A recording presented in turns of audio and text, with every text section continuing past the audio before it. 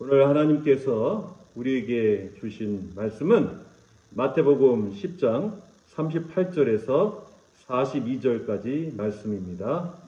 스크린에 말씀이 나오는데요. 우리 말씀을 하나하나 잘 마음속에 새기면서 이 말씀을 천천히 함께 읽도록 하겠습니다. 또 자기 십자가를 지고 나를 따르지 않는 자도 내게 합당하지 아니하니라. 자기 목숨을 얻는 자는 잃을 것이요 나를 위하여 자기 목숨을 잃는 자는 얻으리라. 너희를 영접하는 자는 나를 영접하는 것이요 나를 영접하는 자는 나를 보내신 이를 영접하는 것이니라. 선지자의 이름으로 선지자를 영접하는 자는 선지자의 상을 받을 것이요 의인의 이름으로 의인을 영접하는 자는 의인의 상을 받을 것이요 또 누구든지 제자의 이름으로 이 작은 자 중에 하나의 냉수 한 그릇이라도 주는 자는 내가 진실로 너에게 이르노니 그 사람이 결단코 상을 잃지 아니하리라 하시니라. 아멘.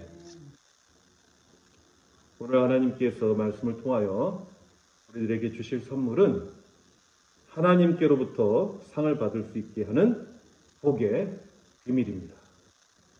오늘 본문 말씀인 마태복음 10장 38절에서 42절까지 말씀에는 예수님께서 그의 12제자를 부르사 더러운 귀신을 쫓아내며 모든 병과 모든 약한 것을 고치는 권능을 주시고 여러 곳을 돌아다니며 천국이 가까이 왔다고 전파하면서 병든 자를 고치며 죽은 자를 살리며 나병 환자를 깨끗하게 하며 귀신을 쫓아내되 너희가 거저 받았으니 거저 주라고 하시면서 제자들을 보내시기 전에 하신 말씀들이 나옵니다. 그런데 오늘 본 말씀 38절에서는 예수님께서 제자들에게 이렇게 말씀하십니다. 또 자기 십자가를 지고 나를 따르지 않는 자도 내게 합당하지 아니하니라고 가르쳐 주시는 내용이 나옵니다. 이때는 예수님께서 십자가에서 죽으시기 위하여 예루살렘을 입성하시기 전의 일입니다. 그러나 이 말씀에서 우리는 예수님께서 제자들에게 십자가에 대하여 말씀하셨던 것을 알 수 있습니다. 예수님께서 이 땅에서 사람들과 함께 생활하시던 기간인 로마 통치 시대는 십자가 형벌이 식민지에서 이루어졌던 처형 방법이었습니다. 그 형벌이 가혹하고 잔인해서 흉악한 범죄를 저지르거나 반란을 일으킨 하류 계층 사람들에게만 행하여 줬다고 합니다. 예수님도 역시 이스라엘 관리들과 로마 지배층에 의하여 하류 계층으로 취급받았기 때문에 후에 십자가 형벌을 받게 된 것입니다. 아무 죄 없으신 예수님이 받으신 그 십자가 형벌은 그토록 고통스럽고 치욕적인 것이었지만 예수님은 그 십자가 형벌을 받으시기 위하여 죽으신 것입니다. 그러나 히브리서 12장 2절에 기록된 말씀과 같이 예수님은 그 앞에 있는 기쁨을 위하여 십자가를 참으사 부끄러움을 개의치 아니하시더니 하나님 보좌 우편에 앉으셨습니다. 아멘. 이 십자가 형벌은 사실 성경 말씀을 보면 오래전에 모세에 의해서도 언급된 적이 있었던 형벌이었습니다. 사실 모세가 이야기한 십자가 형벌은 로마 시대처럼 처참하게 십자가에서 죽어가도록 받는 형벌은 아니고 많은 사람들에게 보여주기 위해서 죽은 자를 나무에 매달은 것이었던 것으로 알고 있습니다. 신명기 21장 22절에서 23절 말씀에서 모세가 이렇게 이야기한 것이 기록되어 있습니다. 사람이 만일 죽을 죄를 범함으로 네가 그를 죽여 나무 위에 달거든 그 십체를 나무 위에 밤새도록 두지 말고 그날에 장사하여 네 하나님 여호와께서 네게 기업으로 주시는 땅을 더럽히지 말라. 나무에 달린 자는 하나님께 저주를 받았음이니라. 나무에 달린 자, 즉 십자가에 달린 자는 하나님께 저주를 받았음이니라. 그 모세는 우리에게 이야기하고 있는 것입니다. 그렇습니다. 십자가의 형벌은 하나님께 저주를 받은 흉악한 죄인들이 받는 형벌이었습니다. 그렇기 때문에 하나님은 사람들의 죄를 대신 지칠 예수님께서 십자가의 형벌을 받게 하신 것입니다. 그만큼 사람들의 죄는 하나님께서 보시기에 흉악한 것이었습니다. 지난 목요일 나눈 말씀 요한복음 19장 25절에서 30절 말씀에 기록되어 있는 것처럼 예수님께서 십자가에 매달려 죽으실 때 그 장소에 있었던 사람들 중에 예수님을 따르던 사람들과 제자들은 단 5사람만 등장하고 있습니다. 바로 예수님을 낳고 기르셨던 육신의 어머니 마리아와 예수님의 이모와 글로바의 아내 마리아와 막달라 마리아와 예수님께서 사랑하시는 제자 요한이었습니다. 그렇지만 그 밖에 다른 사람들, 즉 예수님께서 십자가에서 못 박혀 매달리셔서 죽어가시던 그 전까지는 예수님을 열심으로 따랐던 사람들과 예수님의 사랑하는 제자들은 모두 그 5사람을 제외하고는 예수님께서 십자가에서 매달리신 그 자리에 없었습니다. 이제 십자가에서 죽어가셨던 예수님은 죽기 바로 전에 요한복음 19장 28절에서 30절 말씀에 기록된 것처럼 다 이루었다. 다 이루었다. 라고 하시면서 영원히 떠나가셨습니다. 한번 그 말씀을 제가 읽어드리겠습니다. 그 후에 예수께서 모든 일이 이미 이루어진 줄 아시고 성경을 응하게 하려 하사 이르시되 내가 목마르다 하시니 거기 신 포도주가 가득히 담긴 그릇이 있는지라. 사람들이 신 포도주를 적신 해면을 우슬초에 매어 예수의 입에 대니 예수께서 신 포도주를 받으신 후에 이르시되 다 이루었다 하시고 머리를 숙이니 영원히 떠나가시니라. 저는 사실 이 말씀을 묵상하면서 예수님께서 당하신 참혹한 고통과 수치 때문에 너무나 슬펐지만 한편으로는 너무나 기뻤습니다.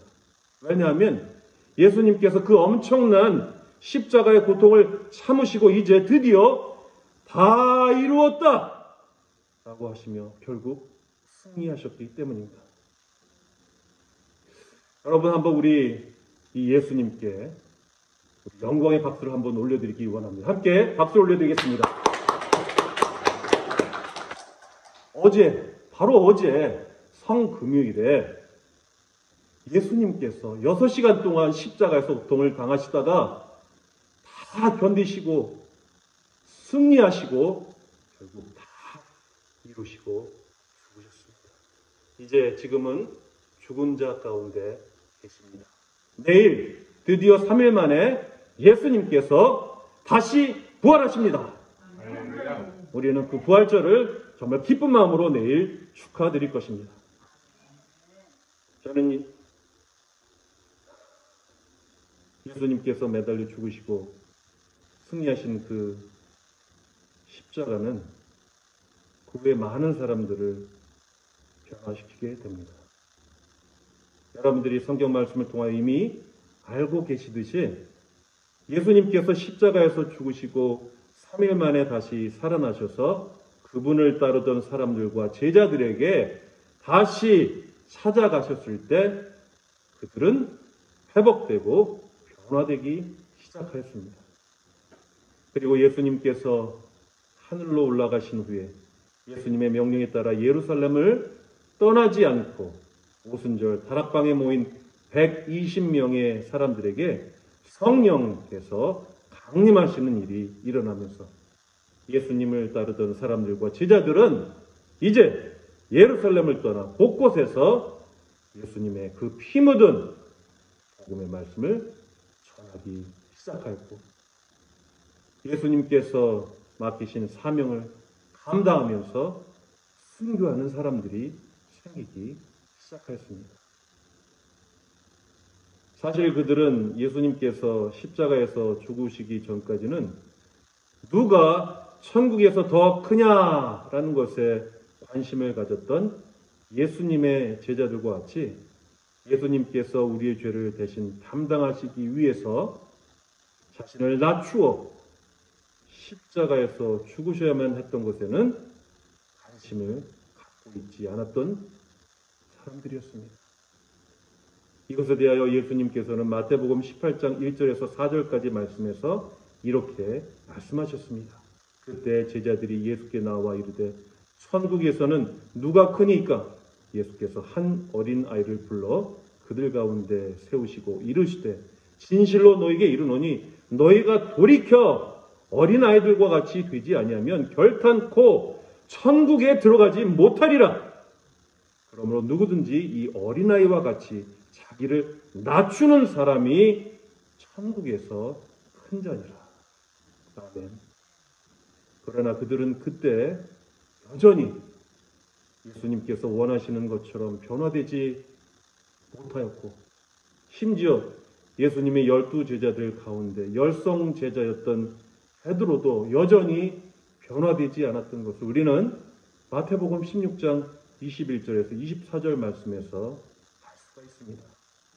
그 말씀에는 이렇게 기록되어 있습니다. 이때로부터 예수 그리스도께서 자기가 예루살렘에 올라가 장로들과 대제사장들과 서기관들에게 많은 고난을 받고 죽임을 당하고 제3일에 살아나야 할 것을 제자들에게 비로소 나타내시니 베드로가 예수를 붙들고 항변하여 이르되 주여 그리 마옵소서 이 일이 결코 죽게 미치지 아니하리이다. 예수께서 돌이키시며 베드로에게 이르시되 사탄아 내 뒤로 물러가라. 너는 나를 넘어지게 하는 자로다. 네가 하나님의 일을 생각하지 아니하고 도리어 사람의 일을 생각하는도다 하시고 이에 예수께서 제자들에게 이르시되 누구든지 나를 따라오려거든 자기를 부인하고 자기 십자가를 지고 나를 따를 것이니라. 아멘. 그러나 예수님은 베드로가 예수님께서 십자가에서 죽으시는 사건을 통하여 변화될 것을 이미 알고 계셨습니다. 예수님은 요한복음 21장 18절에서 19절 말씀에서 베드로에게 이렇게 말씀하셨습니다. 내가 진실로 진실로 네게 이르노니 네가 젊어서는 스스로 띠띠고 원하는 곳으로 다녔거니와 늙어서는 네 팔을 벌리리니 남이 네게 띠띠우고 원하지 아니하는 곳으로 데려가리라. 이 말씀을 하심은 베드로가 어떠한 죽음으로 하나님께 영광을 돌릴 것을 가리키심이로라. 이 말씀을 하시고 베드로에게 이르시되 나를 따르라 하시니 예수님께서 그렇게 말씀하신 것은 베드로가 예수님의 십자가로 변화되어 예수님을 따르다가 어떠한 죽음으로 하나님께 영광을 돌릴지 예수님께서 우리에게 미리 말씀하신 것입니다. 실제로 카톨릭 전승에 의하면 사도 베드로는 로마에서 십자가에 거꾸로 매달려 순교하였다고 합니다. 성경에는 십자가로 변화되어 예수님을 따르던 사람들 중에 죽기까지 한 제자의 이름을 직접 언급한 것은 사도행전 12장 1절에서 5절 말씀에서 나오는 사도 야고보 뿐이지만 우리는 그 후에도 수많은 사람들이 십자가로 인하여 변화되어 예수님을 따라갔었다는 것을 알 수가 있습니다. 예수님께서 못 박혀 매달려 죽으셨던 십자가는 많은 사람들을 변화시켰습니다. 그리고 그들이 이제는 십자가 사건 이전에 생각하던 예수님, 즉 슈퍼맨과 영웅 같은 예수님을 따르는 것에서 식민지의 하류기층이나 받는 십자가 형벌을 받으시기 위해서 스스로 낮추어 우리 죄를 대신해서 죽으셨던 예수님을 따르기 시작했던 것입니다. 그렇기 때문에 그리스도인들에게 십자가는 중요한 상징이 되는 것입니다. 자신의 죄를 깨닫지 못하고 여전히 하나님과 사람들 앞에서 오만하고 교만한 사람들은 결코 십자가를 질 수가 없습니다. 그런 사람들에게는 십자가가 사랑이 될 수도 없습니다. 자신을 낮추어야만 질 수 있는 십자가는 사람들이 상상도 할 수 없는 하나님의 능력으로 예수님을 따르는 사람들로 변화시킬 것입니다. 그리고 그들에게는 하나님께서 영원한 생명을 약속하시고 빛나는 면류관과 상들이 주어질 것입니다. 바로 오늘 본문 말씀 41절에서 42절 말씀에서 예수님은 그 상에 대하여 이렇게 말씀하셨습니다. 선지자의 이름으로 선지자를 영접하는 자는 선지자의 상을 받을 것이요 의인의 이름으로 의인을 영접하는 자는 의인의 상을 받을 것이요 또 누구든지 제자의 이름으로 이 작은 자 중 하나에게 냉수 한 그릇이라도 주는 자는 내가 진실로 너에게 이르노니 그 사람이 결단코 상을 잃지 아니하리라. 아멘.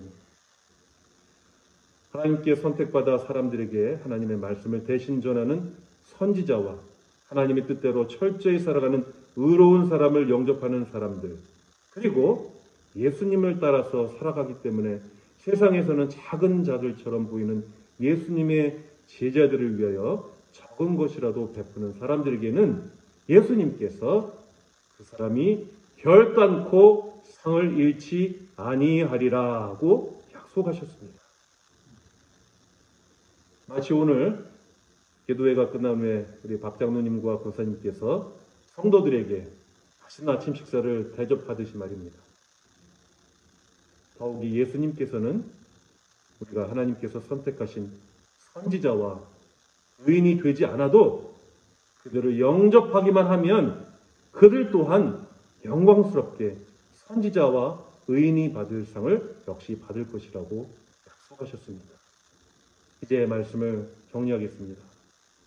예수님께서 못 박혀 매달리셔서 죽으셨던 십자가는 수많은 사람들을 변화시켰습니다. 처음에는 그저 십자가에서 도망가 버린 사람들처럼 배신자들로 변화된 것처럼 보였지만 이제 참혹하고 수치스럽게 십자가에서 죽으셨지만 다시 3일 만에 살아나신 예수님을 만난 사람들은 하나님의 사랑을 깨닫고 예수님을 따르는 사람들로 변화되기 시작하였습니다. 사도 바울은 에베소서 1장 20절에서 21절 말씀에서 하나님의 능력이 그리스도 안에서 역사하사 죽은 자들 가운데서 다시 살리시고 하늘에서 자기의 오른편에 앉히사 모든 통치와 권세와 능력과 주권과 이 세상뿐 아니라 오는 세상에 일컫는 모든 이름 위에 뛰어나게 하신다고 선포하시고 있습니다. 그렇기 때문에 십자가에서 죽으시고 3일 만에 다시 살아나셔서 하늘로 올라가셔서 하나님 아버지 보좌 우편에 앉아 계신 예수님의 이름을 부르는 사람들은 하나님의 능력으로 변화될 수 있는 것입니다. 이제 더 이상 육신을 입고 세상에 오셨던 예수님은 우리 곁에 없지만 우리가 십자가에서 죽으시고 다시 살아나셔서 하늘에 올라가셔서 하나님 보좌 우편에 앉아 계신 예수님의 이름을 부르기만 하면 예수님께서 그분의 영을 우리에게 보내주셔서 우리와 함께 하시는 것입니다. 저는 매일 아침에 일어나면 제일 먼저 하나님께 기도하며 예수님의 이름을 불러봅니다. 예수님. 그러면 비록 제 육신의 귀로는 들리지 않지만 예수님께서 조용히 일어나 잘 잤니? 라고 조용히 속삭이듯이 말씀하시는 것처럼 느껴집니다. 저는 그것이 영이신 예수님께서 제 영혼에게 들려주시는 것이라고 믿고 있습니다. 여러분들도 한번 해보시기 바랍니다. 가능하면 예수님의 이름을 자주 불러보시기를 권면합니다. 예수님, 예수님, 예수님! 순간순간 생각날 때마다 예수님의 이름을 불러보시기 바랍니다. 그러면 반드시 예수님께서 여러분의 그 부르심에 응답하실 것입니다. 예수님께서는 요한복음 16장 24절에서 지금까지는 너희가 내 이름으로 아무것도 구하지 아니하였으나 구하라 그리하면 받으리니 너희 기쁨이 충만하리라 하고 우리에게 약속하셨습니다. 이것은 예수님께서 우리에게 분명히 약속하신 말씀입니다. 우리가 믿음이 있다면 우리는 얼마든지 예수님의 이름을 부를 수가 있습니다. 예수님께서 그렇게 하도록 우리에게 명령하시고 허락하셨습니다. 예수님, 예수님, 예수님! 이 얼마나 좋은 이름인지요. 사도 바울은 로마서 10장 13절 말씀에서 누구든지 주의 이름을 부르는 자는 구원을 받으리라 하고 선포하고 있습니다. 예수님의 이름을 부르기만 하면 누구든지 구원을 얻는다는 것입니다. 우리가 예수님의 이름을 부른다는 것은 그 이름의 능력을 믿는다는 것입니다. 우리를 구원하시려고 십자가에서 모든 고통과 수치를 이겨내시고 죽으셨다가 3일 만에 다시 살아나셔서 죽음을 이기셨던 예수님의 이름에는 능력이 있습니다. 왜냐하면 전능하신 하나님께서 그 이름에 하나님의 능력을 부어주셨기 때문입니다. 이제 내일 부활주일은 예수님께서 죽음을 이기시고 부활하신 것을 기념하는 축제의 날입니다. 그동안 사순절과 고난주간을 통하여 예수님께서 달리셔 죽으셨던 십자가를 통하여 증거된 하나님의 사랑을 여러분 모두가 늘 기억하며 십자가로 변화되어 평생 예수님을 따라 사셔서 하나님께서 주실 한없는 은혜와 복이 여러분들의 삶에 넘쳐나시기를 우리 주 예수 그리스도의 이름으로 축복합니다.